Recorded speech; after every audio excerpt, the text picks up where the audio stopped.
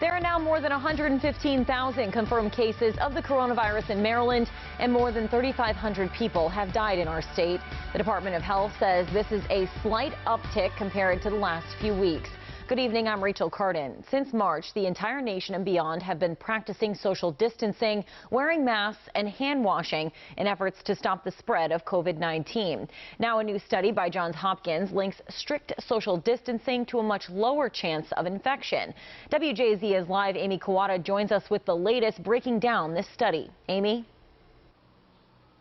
Yeah, Rachel, there's a lot of research already being done from data collected from our cell phones here, but this latest study is believed to be one of the first large-scale assessments of COVID behaviors based on individual-level surveys.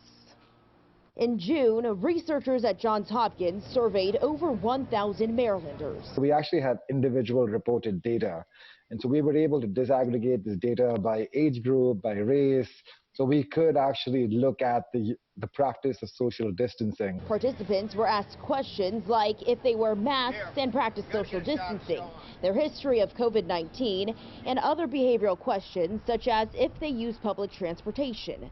From there, researchers were able to link certain behavioral practices with a history of testing positive for COVID. So it really does link the frequency of mobility.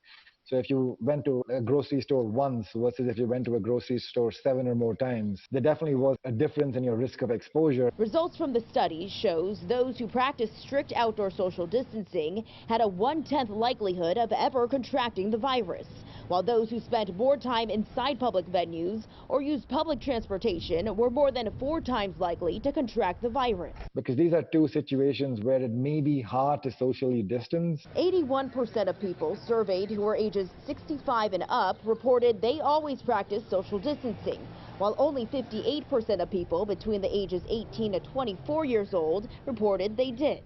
This comes as COVID-19 cases remain stabilized here in Maryland, and in Ocean City, a drive-through testing site was held at the Ocean City Convention Center Friday and Saturday, encouraging Marylanders who suspect they were exposed to COVID-19 over the Labor Day holiday to get a test. And with the new school year underway, researchers at Johns Hopkins are planning to run another study starting September 15th to capture information such as how many students are actually heading back into the classrooms, how big these classroom sizes are, and how these factors could affect transmission. Reporting live, I'm Amy Kawada for WJZ.